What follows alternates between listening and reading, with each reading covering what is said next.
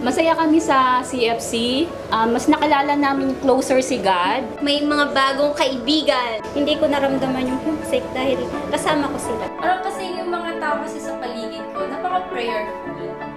Pag may problema ako, sila yung nagko-comfort sa akin. Marami kaming mga kaibigan na totoong kaibigan na nakilala. Happy ako sa community dahil dito ko nakilala ang tunay at naramdaman ang pagmamahal ni Lord sa akin. Parang, ang sarap palang mag-worship. Pag yung mga kasama mo, malakas din mag-worship. Parang, Dito namin nakita yung second family sa community. Kahit malayo ako sa pamilya ko, naramdaman ko na may tunay akong kapamilya dito sa Hong Kong. Saka yung kung parang kahit madami akong problema, parang ang dali lang sa atin lahat. Parang kayang-kaya ko kahit hindi ko kaya. Masaya!